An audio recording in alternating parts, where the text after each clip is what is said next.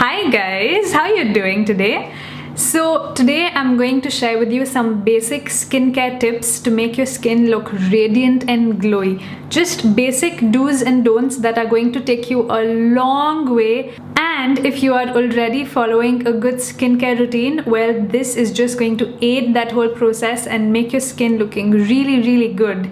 So many times what happens is that we may use really great skincare products. We may follow the routine really religiously, not missing a single day, and sometimes our skin still isn't as radiant and lush as we want it to be. Well, this can happen if you maybe have some bad habits, or if you keep picking on your skin, or you don't get enough sleep, and a host of other reasons. So in this video, we're going to deal with those little things that you can follow to make your skin look radiant and as great as you always wanted it to, in addition to the skincare routine you follow. So if you want to know what those are, then continue watching. Tip number 1, and this is something that I learned the hard way: never keep touching your face. I know it's really tempting, especially when you come out of the salon with a beautiful new facial and your skin's looking lovely and soft and supple, and you just want to keep feeling it, just to feel how good it is.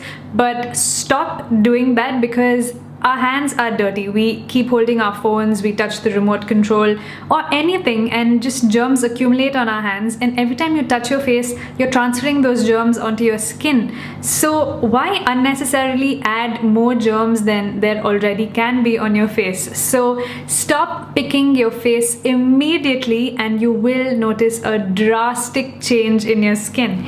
Tip number 2, whenever you wash your face, never rub it vigorously. Just gently pat it dry. Let the towel absorb any excess water on your face, not completely drain it, because you want that little moisture to remain on your skin. Because when your face is damp, or your skin on any part of your body is slightly damp, any skincare products or moisturizers that you use over it absorbs better than if your face or your skin was completely dry. So the next time you wash your face, do remember this: never rub vigorously, be gentle with your skin and just dab. Tip number 3, cleanse your face before going to bed every night, as an added step, whether or not you're wearing makeup. Because even if you're not wearing makeup throughout the day, you're still accumulating a lot of dirt and germs on your face, and you don't want to go to sleep with that kind of skin. It just takes 2 minutes, because I noticed this in my skin. I used to follow the whole cleansing, toning, moisturizing routine, and I still found that I had little red bumps around my cheek area, very tiny but very painful. And I always wondered why. I was following a good diet, I was drinking just enough water and using all the right products, and it still wouldn't go away. So I just added this into my routine, cleansing my face before going to bed, no matter what I put on my face, even if I had nothing on my face, and it made a huge difference. I no longer get those bumps, and I realized that that was the issue, that my skin was dirty and I wasn't taking care of it before I slept. So just follow that simple step, just add that into your routine, and your skin is gonna be so grateful for it. Tip number 4, in addition to what I previously said, change your pillowcases and your bed covers every week without fail. Because it's not just your face, you want to take care of your entire body and your skin, so you need to keep your sheets and your pillowcases neat and clean and bacteria free. Twice a week is even better, but if you are short of time, or if you're just lazy, do it at least once a week without fail. Tip number 5, always wear SPF when you head out in the sun. We all know this, but do you know that the sun's rays are the strongest between 11 a.m. and 3 p.m. So if you can avoid it, if it's something that you can do later on as well, avoid going out during that period. Try to stay indoors or in the shade. But if you really can't avoid it, make sure that you wear SPF on all the exposed parts of your body: your face, your ears, your neck, your arms, your feet, anywhere you're exposing yourself. And remember, SPF 30+ is good if you're stepping out in the harsh sun. Tip number 6, I know it can be really tempting to take those really hot and amazing showers especially in the cold weather or in the monsoons. The ideal temperature to take a shower would be like lukewarm water, not too hot, not too cold, because that retains the skin's moisture. It doesn't dry it out, it doesn't burn the skin, and it's not going to cause a lot of dryness later on once the water evaporates, because otherwise, especially if you have dry skin, that is a big cause for further drying out your skin, and why would you want to do that? Tip number 7. Try to get at least 8 hours of sleep every night and try to maintain that routine. So if you're going to be sleeping at 11 every night, try to stick to that every night so that your body clock adjusts itself and you wake up at the same time every day, rather than this crazy schedule where your body just doesn't know when it's supposed to get up, because maintaining that same schedule is going to keep your body active and it's going to make sure that you do all your daily chores at a particular time. So it's not going to delay you and it's not going to cause a lot of ruckus later on. As much as possible, try not to look at your phone or play with it right before you go to bed, because that really harsh light can really strain your eyes firstly, and it makes the brain really active. So it thinks that you're going to start working again, or you're going to head out or do something and not go to sleep. So if you are trying to sleep, maybe reading a book or having a nice cup of green tea or some hot milk is really going to do the trick, and definitely not using your phone. Tip number 8. If you do suffer from dark circles or any darkness around your eye area, remember that a slice of cucumber or tomato or even potato or even used green tea bags can really help lighten the area, because all of these have astringent or bleaching properties in them, and because of that they not only lighten the area but also depuff your eyes and tighten the area, the skin around your eyes, and make it look lively and bright while cooling them. So when you have home remedies, who needs those expensive eye creams and treatments, right? Tip number 9. If you don't already use a toner, I highly suggest that you incorporate a toner into your skincare routine, because toners really help do what other moisturizers and your face packs can't, which is basically to shrink your pores or to unclog your pores or reduce fine lines and wrinkles, depending on the kind of toner you go for. There are different acidic toners out there in the market, so do some research and see what toner is good for you. If you want to know more about the different kind of acidic toners out there and what suits which type of skin, watch out for my next video, because in that I'm going to be dealing with all the different kinds of acidic toners or any kind of acids out there in different skin products that suit all the different skin types, whether it is dry, combination, oily, sensitive, acne prone, whatever.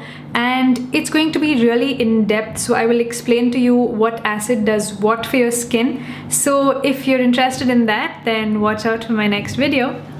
Tip number 10. I'm all running out of fingers right now. But moisturize your face morning and evening, no matter what skin type you have. Now I say this because a lot of people that I know who have oily skin think that just because their skin secretes a lot of oil, they don't need to moisturize, because they think that moisturizing is just going to cause further buildup of oil and it's going to make a real mess of your skin. Well, that is not true, because the skin secretes more oil because it wants more moisture. So it just means that your skin isn't getting enough moisture. So by skipping a moisturizer, you're doing the opposite of what you think you are for your skin. So right after your shower, after you cleanse your skin, put on a moisturizer, leave it on throughout the day. Your skin is going to absorb it.